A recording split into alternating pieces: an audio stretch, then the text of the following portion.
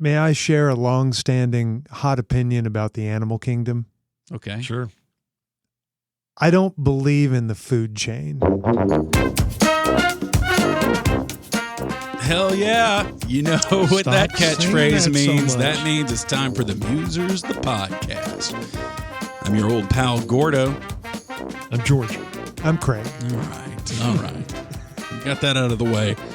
All right, welcome to another episode. This one's going to be a lot of fun. I cannot wait because you guys have been keeping in the dark as to what we're going to be talking about. And it's important to a lot that goes on. I predict that this will be the most life-changing episode of the Musers, the podcast, of any of them. Okay. But we got to start off with something very particular, and that is our letter of the week. And, you know, when I'm leading the Musers of the podcast, I like to have a lot of pre-production. And here is the time for the letter of the week. With your host for this letter of the week, the man, Gordon. Thank you. And we could do so much better than that. So we have here from Debbie a little email. She says, love the podcast. I want one of these letters to at least start off with, I really can't stand what you guys do. You guys need to start learning how to do podcasting better. You don't have to ask for that. That'll happen. She says, we had a rescue dog. She's talking about pets, which was an episode that we did that really touched a lot of people. Mm-hmm. I mean, it was a tearjerker. It was. And we got a lot of tearjerker emails as a result of it. I can't read any of those because we don't want to start off sad. No. But they were very meaningful, and we do thank the people for sending them in because they were very touching, and it's obvious that pets get straight to the innermost part of our tender hearts. No doubt. Well, she says, we had a rescue dog, a Great Pyrenees Golden Retriever mix named Otis, which is a funny name. Always for a funny dog. name for a dog. He was the most chill dog ever. But the day our now son-in-law came to our house to ask my husband's permission to marry our daughter, it's very traditional, very old school. Otis, in the middle of this, in the living room, while this is going on, decided to express his anal glands right in front of everyone. So this is a very historic moment. It's a moment that you want to remember forever. Very sensitive. Very sensitive. There's probably a lot of emotion going on. And then all of a sudden, the most foul stench starts permeating that living room. She says, I could not stop laughing. It was the most awkward situation. And your discussion about losing a pet hits home. Debbie says, I will die owning a dog. They give us such unconditional love, even though it's one of the worst days that when we have to say goodbye. Think of all the years they brought joy and the funniest stories ever, including Otis and the anal gland living room story. She says, a book that helps me get through bad times like that, when you have to put a dog down, is The Art of Racing in the Rain. Have you ever heard of that? I have, but I'm not sure what it's about. Yeah, I don't know. Mm-mm. She says, I highly recommend it. Keep up the great work. Love you all. Is it Kiss, a kiss. running book? Is it about foot I guess it's racing? about running when it's bad weather outside. Mm-hmm. What if that's what it was? It was just a literal book about the title. There's nothing inspirational, metaphorical about it. You know, we didn't cover that in our pet discussion about the foul odor. We've had dogs through the years that have seriously cleared rooms. Like, you cannot stay in the room. It is so bad. Because of anal glands? I guess you could put it that way, or the fact that they farted a nuclear bomb. How about that? Okay. Well, I don't know that that's what they were. But why do dogs have anal glands? Like, what's the purpose of that? Because do cats have them? Humans don't have them. I don't know. What does the anal gland do? I don't know, Because man. they don't I'm not a mark vet. they don't mark territory with those things. They mark territory by urinating. Right. So there seems to be no reason that they have them. According to AI, anal glands are found in many mammals, including dogs, cats, skunks, beavers, and many primates, including humans. Okay, so cats do have them. Used primarily for scent marking, territorial communication, or defense. They are located just inside the anus, typically at the 4 and 8 o'clock positions. And How does an anus know what an analog clock looks like? and secrete a pungent, fishy-smelling fluid. Oh, man. Well, humans don't have them. You reported misinformation there. By the way, Art of Racing in the Rain is about a race car driver and his dog. Oh, okay. So there's a And the dog drives? No, Yes, the dog becomes does not drive. F1 world Shaggy champion. DA kind of thing? No. We do have some other email. This is not letter of the week, but this is an interesting question from Chris. He says, I would love to be able to purchase Muser podcast merch, especially shirts and caps. Let me know how I can get it. Now, George, we put you in charge of this. How is your progress on the Muser merch? Well, I'll say we're working on it. I was waiting for y'all's approval. Oh, yeah. I approve it. Okay. Yeah, I approve it. Okay. Coming soon. So what design you going to Muser's go with? merch. The one that I think one of them will be the little logo that you see on our podcast. Okay, you know what we really should do? All the time that we've spent broadcasting or podcasting, we say put that on a T-shirt. Somebody out there had to have collected all those sayings. We ought to actually start making a whole line of shirts with those ridiculous sayings on the front of them. Easy. That cause nothing but question marks in this world. Easy. And I was not put in charge of merchandise. I was just contacted by a merchandise guy. Well, you know more about merch than any of you us. do. Not really. You're in that whole band world, and I know. musicians live on merch. We've sold 3 shirts in 15 years. How's that being in the merch business? Seriously, how many T-shirts do you think y'all have sold? Over the years, maybe a couple of hundred, maybe. Wow. That's pretty good. A couple hundred more than us. Yeah, that but makes you an expert. We've given away probably more. Look, everything my band does loses money. Okay. Okay, well, the first art of self-promotion is don't lead with the negative stuff. Making a record or merch, whatever it is, we play for free a lot. We don't make a lot of money. Well, I'm glad you're talking about music because this next piece of email I think is a great topic for us. And we debated this a few podcasts ago. Which was the better decade for music, the 70s or 80s? Did you see Chip's email? Yes, and he makes some really good points. Oh, man, I thought he made some great points. Yeah. Now, we all kind of agreed, I think, Junior, you were with us on this, that the 80s had more kind of musical breakthroughs and diversity. There was just more diversity in 80s music. Yeah, more dynamic. Yeah, more dynamic. Well, Chip says on that podcast, y'all, we're talking which decade is better music, 70s or 80s. George has mellowed on his anti-70s music stance because you were, at one time when I knew you, you were almost intolerable with how much you were always throwing me up against the wall, grabbing me by the lapel and saying 80s music is so superior to 70s music. Okay. You know what? And with you, George, it's not only been a 70s music thing. You've been anti everything about that decade. Yeah, something bad happened to you in the 70s. Like you Something bad happened to all of us in the 70s, from fashion to carpet to music. And my big thing about 70s music Fashion was to carpet to music. what was I going to say? Oh, rock. The genre of rock, I think, was pretty stale in the 70s. I really do. Now, it gave us disco and let me get to his email because this is great. Okay. All right, and this opened my eyes up to it as well because I kind of agreed with you. I said, yeah, okay, 80s is more dynamic, but 70s had some great music. Well, he gets into the nitty-gritty on it, and he says that he disagrees with us that the 70s music was not as dynamic as the 80s. He said the high point of the singer-songwriter movement happened in the 70s. Your James Taylor, Carole King, Elton John, Neil Young, Paul Simon, Joni Mitchell. The beginning of punk rock, that's 70s. That's big. Ramones, Sex Pistols, Clash. Yeah. The invention and heyday of disco, which George dismisses disco, but it was great for bass playing.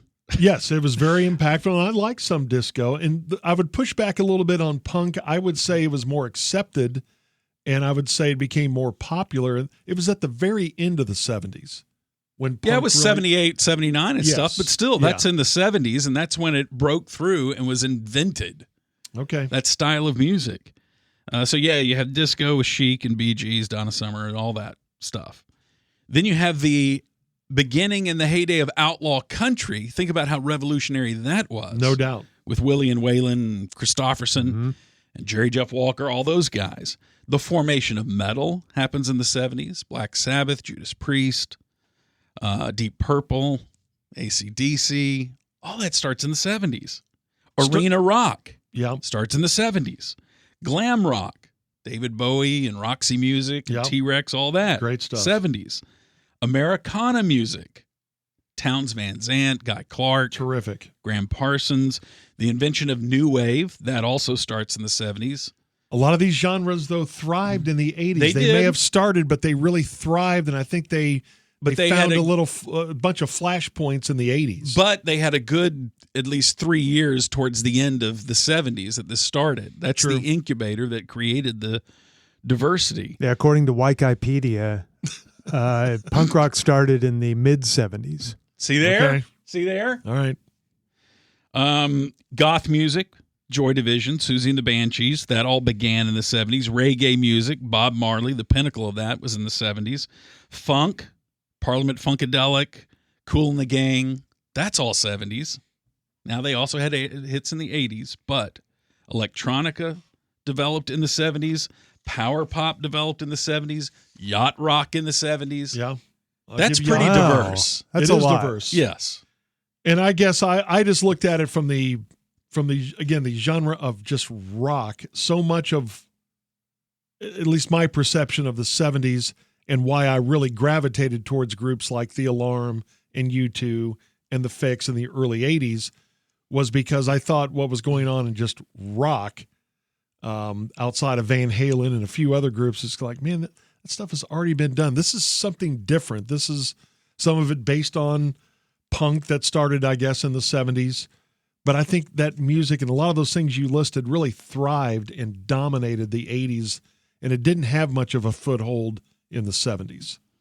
Disco thrived in the 80s. No, disco did not. But Well, punk and some of those other things, electronic and that stuff really thrived in the 80s and defined the 80s. Well, that's what changed in the 80s was the development of the synthesizer. I know that started in the 70s. Yes. But really the 80s is when synthesizers got good enough and diverse enough and polyphonic enough that they could play multiple things. Also the Linn drum machine, was that invented in the 70s? But it had its heyday in the 80s. The first big hit I remember that being on is Don't You Want Me. Incredible. By The sounds of such the a 80s great were, song. yes. And I love Depeche Mode. I love Erasure. I love all those electronic bands that came from England at the time. We were great. Yes. And you guys give me a hard time about The Fix, but Rupert Greenall, their keyboard player, was just, still is, incredible. Some of the sounds they made were not popular in the 70s. They thrived in the 80s, and they really kind of set the template for it. When did the Fix get together? Man, they may have formed in, kind of like U2 in 79. I think 80s. I think they were 80s, yeah. Yeah, I just did an AI search, best decade for music. And the fight, at least in the first 10 results, the fight is between the 70s and 90s. Really? Yes.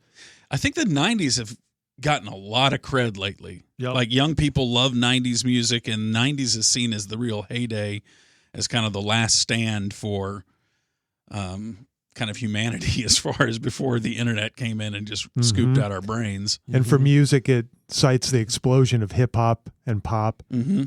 And the 60s is the third decade that's most commonly mentioned for innovation. And then they get to the 80s. So AI at least thinks it's a battle not between the 70s and 80s, but between the 70s and 90s for best decade. Wow. Yeah. Yeah. And they list all the reasons that emailer listed for the 70s because of all the innovation and the explosion of all the different genres. But the 60s, I don't know why that's so low. I mean, That should be was the greatest, shouldn't it? in a way, because that was the innovation Mhm. Right. with Beatles and All these other Stones, decades British were Stones and invasion based on Zeppelin that. and Yeah. Yep. I mean, think about how different. Like the most boring music to me when I was a kid was anytime a 50s song came on. All that 50s stuff just sounded the same to me. And it was all so boring. I know, but that inspired Elvis and inspired, Elvis was a part of that in the 50s, but inspired the Beatles and the Stones and even Led Zeppelin. I mean, that was the stuff they got started on. And think about the big difference between the 50s and the 40s. Oh, yeah. That's probably the greatest difference. You go from big bands in the 40s to all of a sudden it's almost like the teenager was born in the 1950s. Right. Yeah. Like as a demographic, as a listening cultural, to something different. And and that's when my dad started. I've told you guys many times, he thought Elvis was the end. I mean, when he saw Elvis for the first time, it just short-circuited his brain, and he woke up my two oldest siblings and made them come in and watch the Ed Sullivan Show and said, "Look at this nut." Okay, and we're all used to seeing Elvis because we've grown up with him. Yeah. But if you were to see that for the first time, his dancing was just weird and jerky, and just was a little bit crazy, and had a weird sneer, and it didn't make a lot of sense. So you're saying my dad was onto something by I'm just saying let's not judge Richard Wayne Dunham so harshly here. Because if he came from the big band music where his favorite musicians were up there with a little baton in front of a bandstand, waving it around. Yes. And he liked classical music, and that was not Elvis. By the way, George Wikipedia says that the Fix started in 1979, but they weren't called the Fix then. Do you know what their name was? Blue Balls McGillicuddy? No. Yes, Blue Balls McGillicuddy. No, I don't. What is it? Portraits. Gosh. That was their first name. That's right, because I think they did a record called that later on. That sounds like such an 80s album title. Portraits. I think they may have done an EP named that. God, I love the Fix. Moonlight Whispers. It sounds like another 80s album name with just a bunch of really anemic sounding sax on it and really cheap. How about my high school band, Pegasus? Does that sound very 80s to you? Gayest high school band name ever. It's horrible. Perfect. We were horrible. Why did you call it Pegasus? We thought it was a cool name. Yeah, man. That's not used by anybody. Hey, I found a picture. I don't know why I have it, but I have a picture of Pegasus, your band. Playing the talent show? From that talent show. Wow. Weren't you like it seemed like you were in khakis that were kind of rolled up, and you were wearing a white T-shirt, and it seemed like you were wearing a tie over the T-shirt or something crazy. I think I had like a Hawaiian lei because Mick Jagger had done that on that tour. Okay. And George is stick skinny. Oh, my God. Were you skinny? I know. I could not, believe it or not, as much as I tried, gain weight. It's what made me quit football. I know I could have been a better golfer. Gain weight. I couldn't gain muscle mass. No, I just burned it up so fast back then. And then I met Craig, and he kept like riding the bike and doing stuff, and I wasn't exercising as much. And you were with him at every meal, eating the same amount of pizza. Yes. Yeah, but you weren't doing the whole exercise. No, I wasn't riding my bike for 100 miles or something like that. Yeah. We could probably do a whole episode on the psychology of bands, how they choose their name, all the dumb names that have been chosen over the years, why they dress the way they dress, why they have to look so serious on their album covers. Okay, or your stupid photos. favorite band is the one who ruined album photo. Your band tried to act like you two. We've seen that picture of y'all on the stairway, and you're all looking in different directions. Yes. I believe me, guilty. Why did you have to look so serious? You two started it. They started here we are in a landscape, and we're so contemplative we can't even engage with the camera. We bought it. I don't get it. I bought it. I thought it was great. We were thinking about life and world issues, and just please don't distract me with this band photo session. I'm thinking right now. The Stones and Beatles had some pictures like that, though, too, of them on a land. But I think you're right. You two took it to another level. With Bono, like total side profile looking away from the camera. Right. He was so uninvolved. He had with what too was much going to think on. about. He was busy loading people's iPod against their will.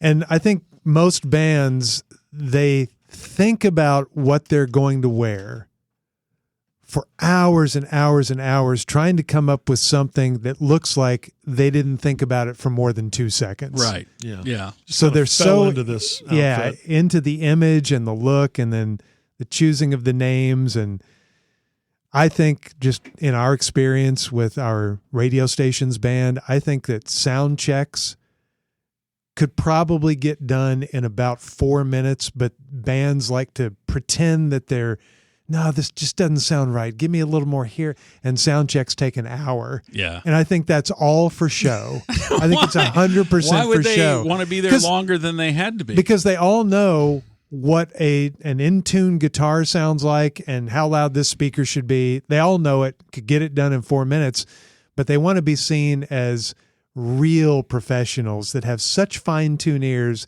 you can't even comprehend it. Okay. So they take an hour to get their instruments This is all tuned. coming from the guy who's not in a band and never been in one, but he has lots of opinions about our lives, Giorgio. It's not just the musician. It takes time to, especially if you're using monitors. And I'm not the audiophile that Gordo is, but there is something to running through a song. Okay, I need more backup vocals. I need more bass. I need something. There is something to it, and it's not all on the musician. Sometimes whoever is running sound either is not interested, or does not understand what you're telling him. It's or about her. getting your mix correct on stage. Yeah, but you are right, Junior, in that the musician who goes through and put the 63 twin away. I need to use a 64 twin here. Yeah, I don't get It's half like, the stuff my okay. band talks about some of the time. You're going to mic that up with an SM57 or 58, and yes, or Okay, a 58. yeah. That actually does work in this case. And it's going to go through the mains that you have. Yeah. You didn't select those speakers, and that's what everybody's going to be hearing through. So Right. the intricate details of which amp you're using on stage is just not going to come through. And I've told you many times, Gordo, as you're listening to all these different acoustic guitars, okay, man, if you're going to play that somewhere and plug it in, it doesn't make any difference. Right. Well, I mean, electronically it does, but obviously. You really have to buy 2 acoustic guitars. You buy one that sounds good naturally, and then you ought to buy one that sounds good when it's plugged in. Yes. And those two things are almost completely unrelated. Many like times I've had guitars that sound great acoustically, and you plug them in and they sound like crap. And then I've had guitars also, conversely, that sound great plugged in. The electronics work well. It's got the right amount of resonance. They cut through really nice. And then if you unplug it, it sounds like the biggest bunch of shit you've ever experienced in your life. But you're better off playing that at a show. Yes. Because no one hears it acoustically. Yeah. By the way, can I say I have no problem with bands doing all of the stuff they do? Yeah, you do. Because they Hell, you don't. Because of that word you just used. They're in it for a show. They're showmen or show people. And so I get why they put so much thought into what they wear, what they call an album, what they call their name of their band. Put all that show into their sound check to make it look like they're getting so dialed in, because it's all part of the show. Okay, but when we went to go see you two at the Sphere, the Edge having to change guitars every single song. I don't get it, other than it's the show thing. I mean, come on. Hey, come on. A master craftsman needs different tools. And so he needs different tools. I know, but it's to craft those beautiful sounds that he makes. And part of this is my bassist bias coming out, because I was started off as a bassist and was always a bassist in bands. And I'm like, we got a guitarist here that's got to change guitars midway through a song to get the right sound on his solo. And meanwhile, I play the same bass for the entire show. Could be tuned differently. And and with the Edge, he makes so many different sounds. Maybe one guitar is okay. Yeah, that's what I think of your argument. Gordon's out. That's what I think. So.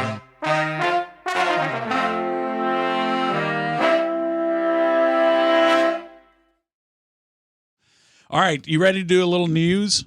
Sure. Okay.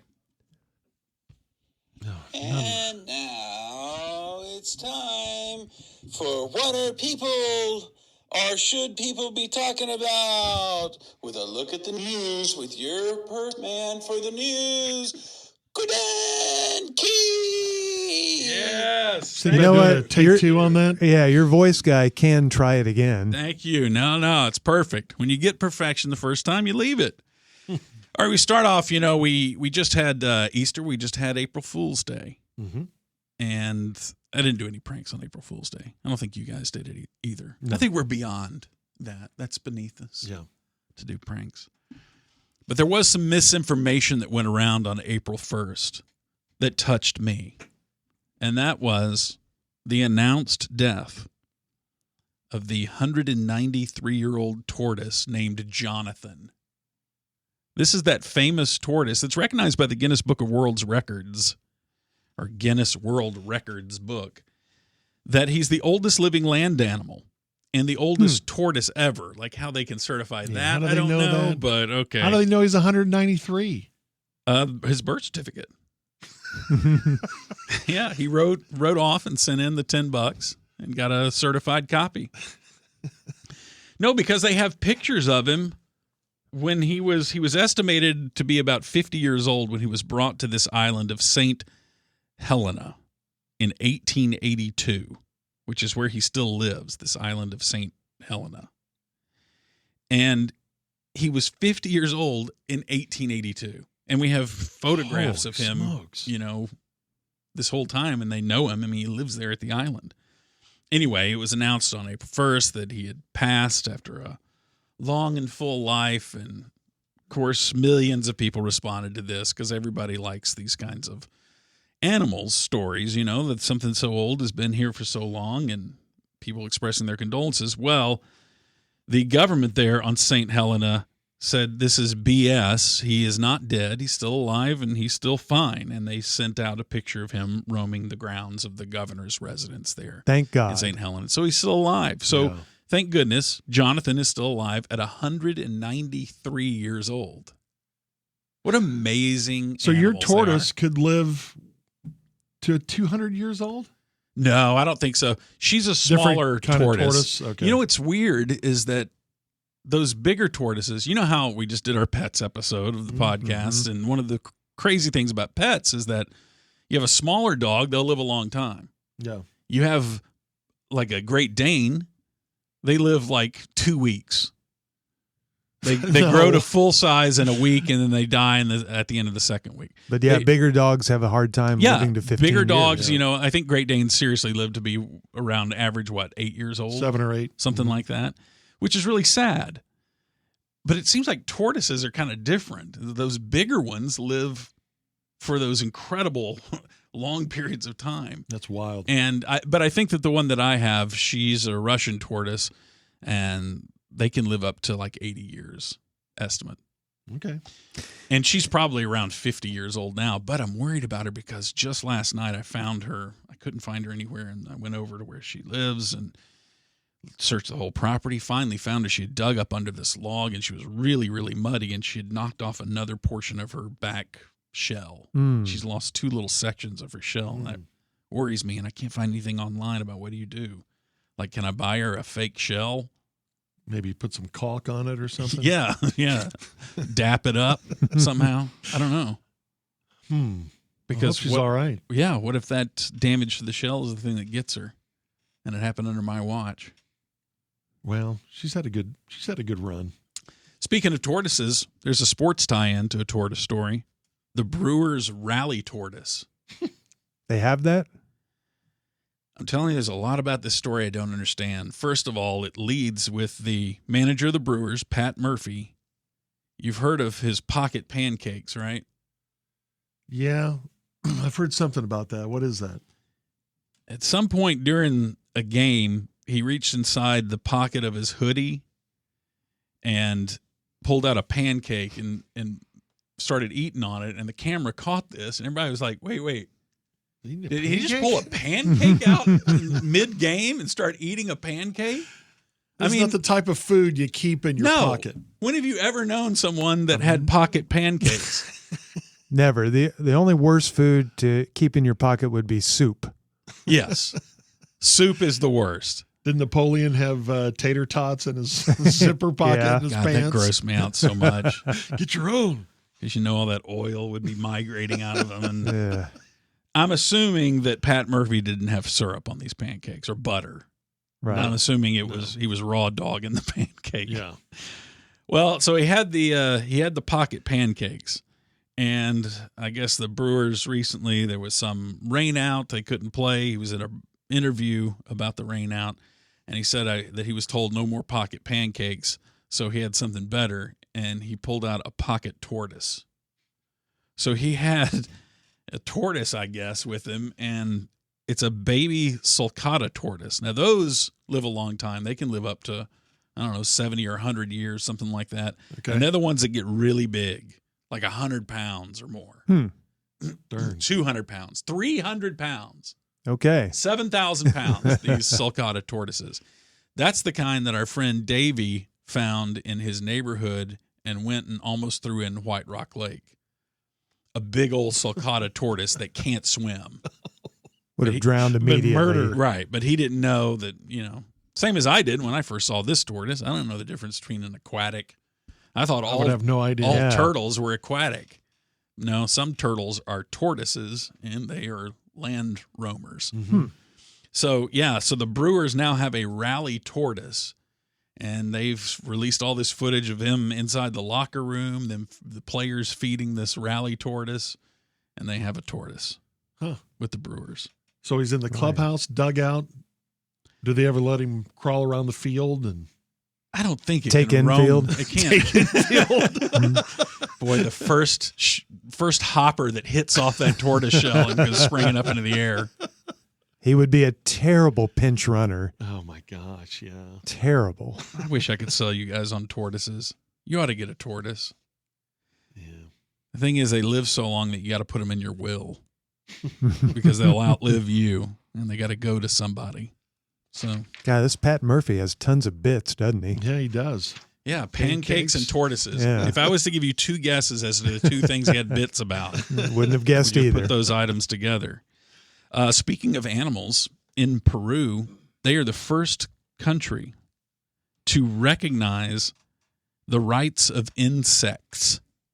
They have the right to, they have like legal rights now. Insects can bring about lawsuits in Peru. Okay. And this is based on stingless bees.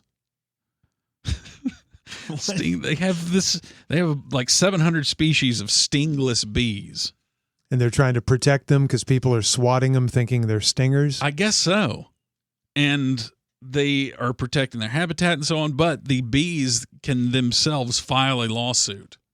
Somehow have legal rights now to where they can retain lawyers and get involved in stuff and sue their neighbors and take you to small claims court.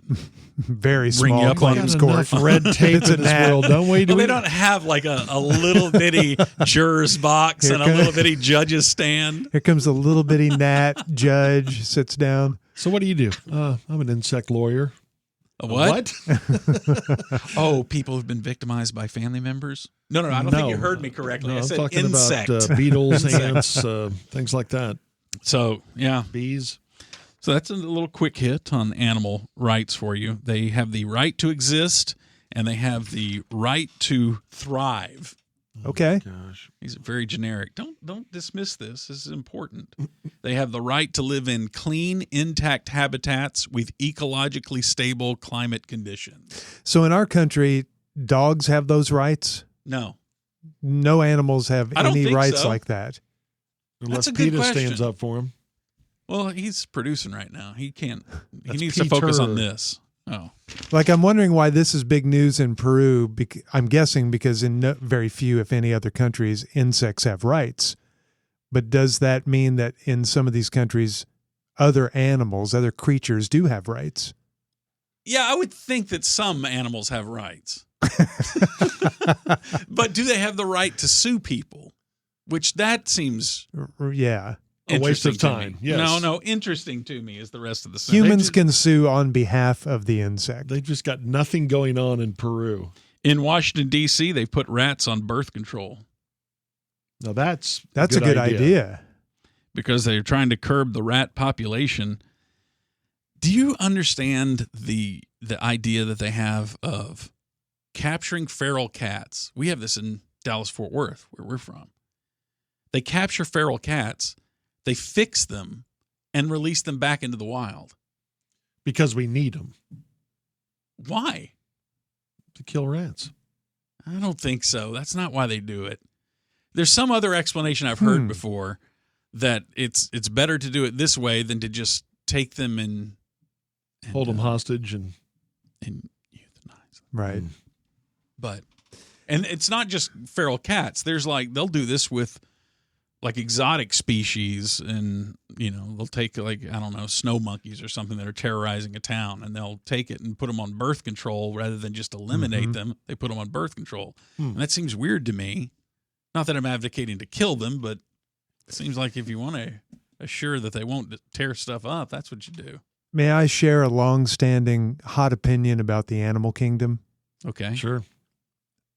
I don't believe in the food chain. Whoa. So What? because we always hear, because You don't believe it exists. the bane of my existence are mosquitoes. Right. And I've said, I wish we could just do away with mosquitoes. And there's always somebody that says, no, can't do that. It'll disrupt the food chain. And I think that's BS, because we have lost hundreds and hundreds of species of things over the years. And here we He are. started sounding childish when he said that. And here we are. Species of things. And we still have things eating other things, and we're kind of all getting along. And I know the earth is blowing up, but of things. but I don't think it's because of that. So, for example, I think we could do without mice and rats, and we'd be okay. You're saying the food chain will adapt. Yes. That whatever happens, The coyotes it'll work and out. the cats that eat all of these rodents, they'll find something else, or they won't exist, but we'll still be okay. Yeah. What if we don't have owls? We'd be all right. Because the owls use. What if we don't have owls? They need. They need the mice and rats to eat, and then mosquitoes. No, owls eat birds, fish. There's a lot of things that eat mosquitoes. Owls eat snakes. Bats. Owls eat rabbits. They don't need rats and mice. Everything will find something else to eat. An owl needs a balanced diet, and you know it. Okay, now you're out of your depth. I'm telling you right now, owls will be fine. Owls will be fine. If you get rid of mosquitoes, though, then you got a problem with bats. Bats eat mosquitoes. Because that's mainly what bats eat, isn't it? They'll find something else. They'll start eating Pop-Tarts or something. Oh my gosh. Other than mosquitoes. They will adapt, and if they don't adapt, well, then we'll lose them, and that'll be unfortunate, but at least we won't have mosquitoes. So I want to know how the DC officials are getting these condoms on rats. I don't think that's the method. Because you got to stimulate them That's first, not don't the you? method. That's the only reason we're doing this story. Or do you just run rat porn, and then as soon as they get aroused, That is not the method. you quickly unfurl it onto the thing? Did you ever have the demonstration in school where they did it with a banana? No. We had some sort of demonstration from the aforementioned Mr. Lobb that I told you all about. Your tennis coach? No, he was just a teacher. And it was awful. The What do you whole mean? thing was terrible. What was bad about it? I mean, nobody liked Mr. Lobb, and he was somehow in charge of talking about all this uncomfortable stuff. And I can't remember what he used, but yeah. Cucumber, maybe? Maybe. I can't even remember. Zucchini. I've tried to forget it.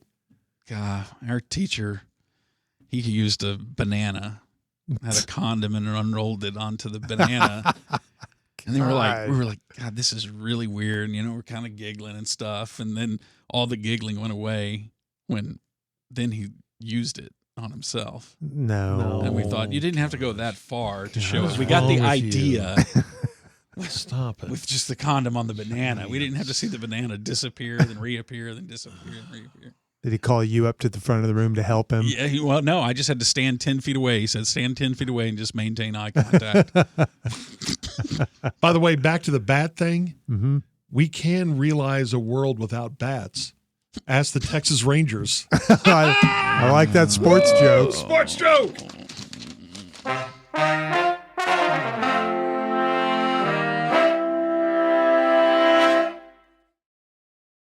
You have your choice next. You want to hear about technology? You want to hear about scams? Or do you want to hear Wheels Off story of the week? I go wheels off story always. Okay. Sure. Greg, your vote? All right. I care about technology. From West Virginia, a warrant has been issued for the arrest of a woman after a stabbing inside a chicken coop. Okay. Officers dispatched to a home along Big Sandy Road in response to a disturbance. Does every city have a Big Sandy Road? Yeah. Sandy Lake, Sandy something. There's always a Big Sandy Road. And there's always a telephone road. Have you noticed that? Yeah. When authorities arrived at the scene, they spoke with a father and daughter who said that they were living inside the chicken coop on the property. Wow. Why? I don't know. If there's a house, why not live in the house part of it? But they were living inside the chicken coop. Now, the daughter told deputies that she was asleep inside the coop when the suspect, Anna Groves, and another person attempted to break in. So you not only have a family that's so down on their luck, a father and daughter, that they're living inside a chicken coop, but now you found someone who is even more downer on their luck because they're breaking into chicken coops to try to get riches to improve their life. Wow. They're breaking into them. This is West Virginia. There's a lot of people struggling in this world, Gordon. Yes, there are, George, and that's why I'm Won't you raising just- awareness for chicken You coop just people. feel lucky that you don't live in a chicken coop. Deputies, did you know you were going to tell me that No. today? All right, deputies say the father told them that he had been walking back to the coop when he heard someone, allegedly Anna Groves, the suspect, yell, "I'm going to kill you." Jeez. The daughter told them that Groves allegedly threatened to kill her as she was entering the chicken coop, and in response, the daughter pulls out a knife and stabs Groves. Both Groves and the other suspect, they fled the coop Yeah, sure enough. before law enforcement arrived, and then the officers found out that someone had been taken to a hospital with a stab wound, a woman. And so they said, all right, that's probably this Anna Groves that we're looking for. So they go and they start talking to her, was her at the hospital. She said, this is oddly worded, Groves admitted that she did not threaten to kill the daughter. Admitted that she did not threaten to kill the daughter, but allegedly intended to beat her ass over the money she alleged that the daughter had stolen from her. She then went on to say that when she rose into the coop, so she had to go up through the trap door in the bottom of it. So when she rose up through it, she said she felt what felt like a punch and then a piercing pain, and that's when she realized she had been stabbed by the chicken By coop. a chicken. By the chicken. No, not by the chicken, by the chicken coop daughter. And then when the cops found her, she had egg on her face. All Okay. right. All right. I'm going to support that one. Well, not with laughter, though. Which Well, is no, but I'm what you giving him should credit. support I'm a joke scoring it. with. Yeah, I prefer the laughter, but You prefer the laughter more than the okay. I mean, all right. I'll Yeah, I allow wasn't it. going to laugh. mean, I'm just going to give you credit for, I think, a good joke. appreciate it. Okay, police take a lot of grief, and sometimes they should with how they treat people. We expect them to operate with, some wisdom and not be violent or anything like that. But the stuff You're they saying the have- cops should have blown everyone away? No, in this I'm scene? just saying this is another example of the beaten down stuff they have to face every day. Drunks, somebody on drugs, someone in a chicken coop with a knife wound. I mean, the stuff we are such a train wreck right now as a society. Oh, God. I Here just he goes. He's on his no. I soapbox. feel for the policemen who have to go and women who have to go through these calls every day. And the stories you do. the policemen and these women. Who are the women? You're talking about Police the women. Police Oh. women. I didn't mean to say it's just a Oh, okay. Just the police. all male police force. Yeah, the stories. Although you think it should be. No, I don't think that. I'm giving you an opportunity to go on that rant. The stories you've done with us for 32 years, they're all so wheels off, and it's the police who have to talk these people off a ledge. Okay, but police would much rather respond to a chicken coop family. Than a triple shooting, absolutely. Yes. But that too, they have to put their lives This in. they've got some giggles out of. Guaranteed, the officers after leaving this scene shut off their body cam so they could laugh a little bit. No, it was like, oh gosh, we got to get an ambulance. It got stabbed, and this other person's talking about how they're going to beat their ass. They're have to separate family members probably. And meantime, chickens are flying all over the place. It's a Well, you're adding to the details that you don't know what happened. So you're saying this was a pretty chicken shit thing that this woman did? yes, stabbing another I woman. think so. Okay. I think so. All right.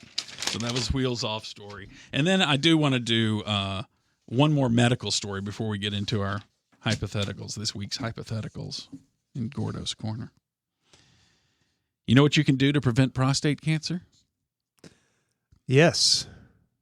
You can have as many orgasms as you can possibly muster in a week or a day or an hour.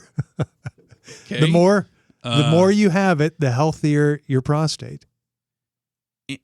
Anyway, visit your doctor. That's what I was going to say. No. Is go to your doctor and get an annual physical. Okay, now But I tell guess- us the real I guess story. Craig has different ideas. Yeah. He's painting his walls over there trying to prevent prostate cancer. No, but actually, now that you bring it up, Craig, this is interesting. Now that he brings it up, there is a nonprofit that's focused on cancer prevention and early detection of prostate cancer. It's called F Cancer.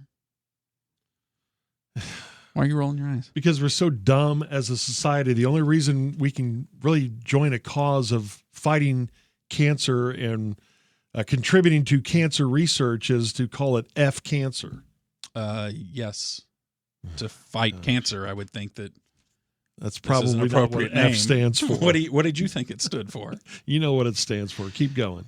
So they are promoting this idea that you should, in this safe space, and we're helping men, you should self-ejaculate.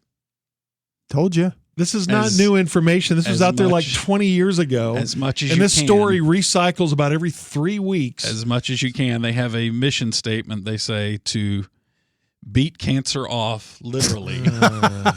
Yeah, we just put different titles and on they're it every imploring month. men to ejaculate for their health. It's kind of like any body part. Use it or lose it. You got to Yes. use your brain or it's going to deteriorate. You got to use your muscles.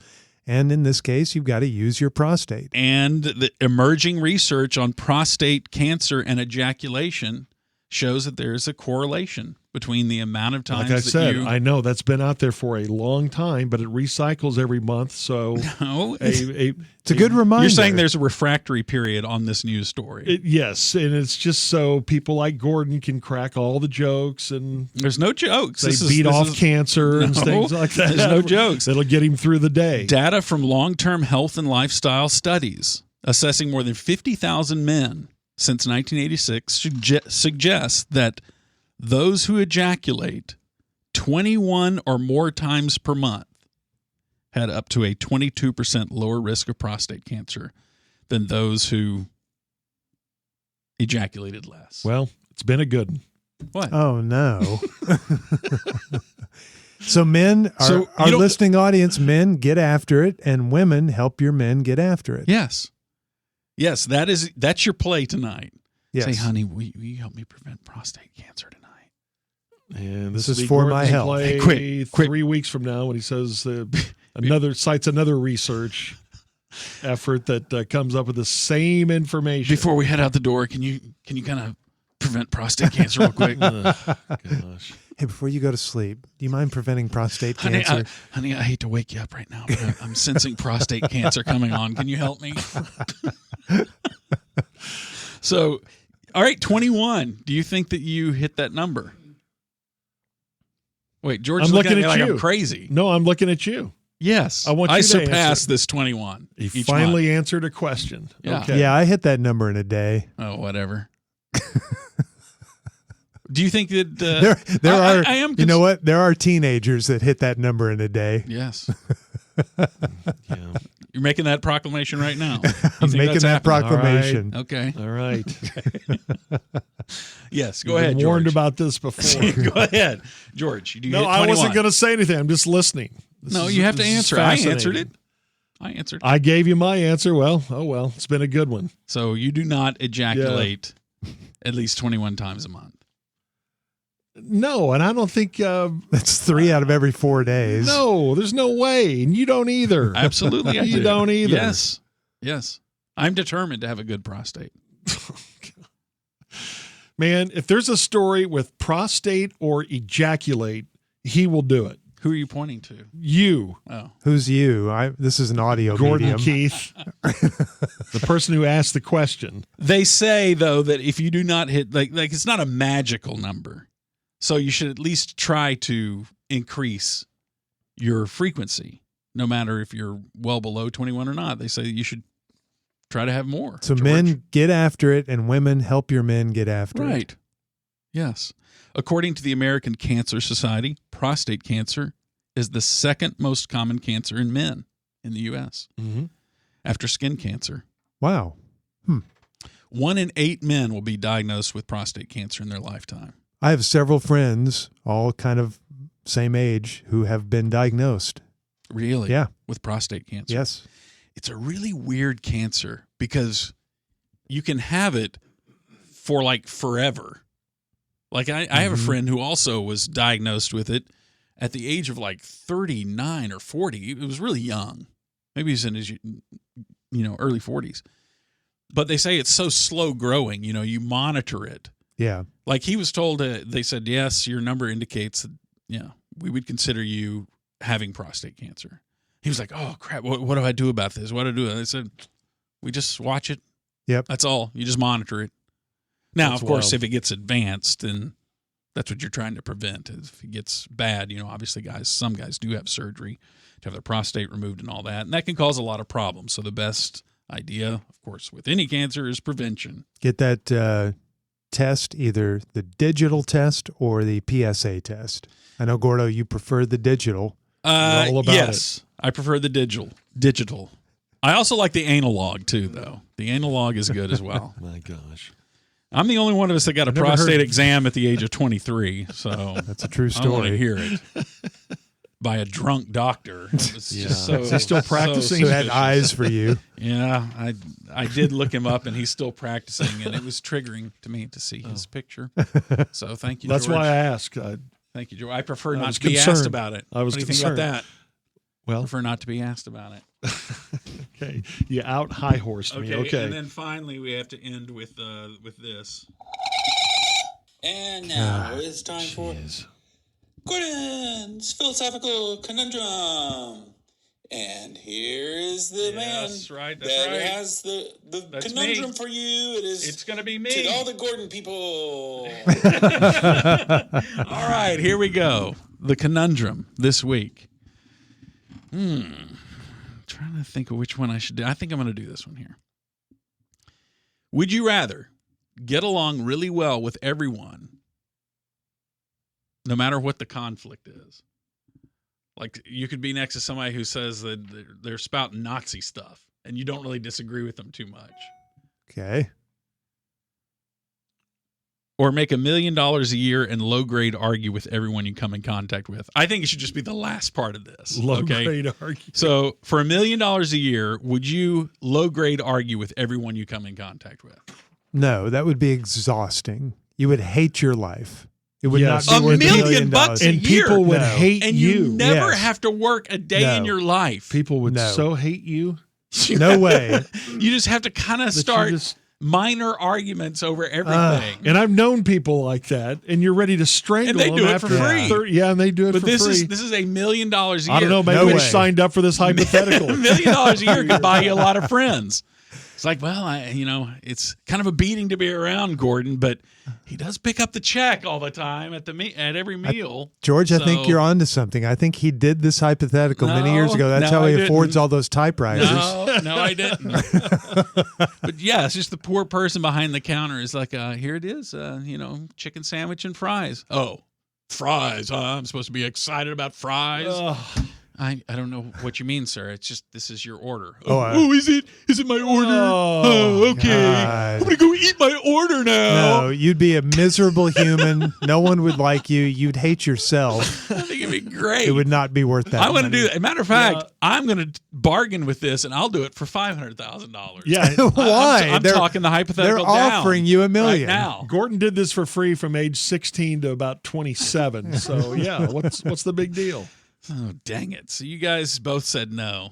Absolutely. And it wasn't even close. No, that would drive you insane. What a defeating And everybody hypothetical this around was. you. All right, now I got to hit you with another one that makes more, that will hopefully gain some traction. Okay. $1 million a year. Would you agree to never turn left? Okay, so Endless contract. You can do this for 10 years, 20 Yes. years. Yes, it's Or open. you can stop after 1 year. But let's say that there's a penalty the first time you do turn left, like it's a $100,000 penalty. Or just something. driving, not walking. I think it's got to be walking too. What a beating. So to turn In left your while house. walking, you have to spin all the way around to the right. In your house, to turn left into your bedroom, you have to go right. series of rights. Yes. God. I would probably do that for a year just to get the $1 million. $1 million a year. It would be a ridiculous year, though. But you got to I'm hope. gonna say no. I think you would go insane. You would lose it. Because I'm just thinking like, okay, so you could have somebody else drive you and take a left, right? Or they also have to take the right. I think that in the spirit of the hypothetical, they would also have to take a right. How would you tell the Waymo, though? Is there not a don't take a preference left. button on there that I don't think says, there's a do you hypothetical prefer preference only button. right turns? No, and I take it back. I would not do it if you included the walking thing, because I just thought about this situation I'm in. So when we're done with the podcast, I have to stand up, and instead of turning left to get my bag, I have to turn right and do a 360. No, I'm not. No. And you $1 got to million If it's just a year. driving, yes, I do it for just driving, but not walking. No way. And I think you have to add, you can't just like round to the right. You have to square off each turn. So you have to take a series of Okay, now that's a beating. That's too much of a beating. Yeah, you can't just go in a circle. No. You have to go around the block. Right. All right, well, we got to And then end another this right. because I'm going to try this experiment, and it's going to take me a while to get down to my car right now. Thanks to Peter Welpton for being our producer. Thank you to you guys for being such good friends and for doing podcast fun with me. That was fun. Always love talking to you. And thanks to our podcast listeners, a reminder, our back catalog completely open and available to you at all times of the day. And our back catalog does really well, we've heard. That people are actually going back and listening to the old ones all the time. And it's free. It's totally free, totally free. And don't forget, coming up next week, you may hear an announcement about merch from Giorgio. So we're all excited about that. Thanks for listening to The Musers, the podcast.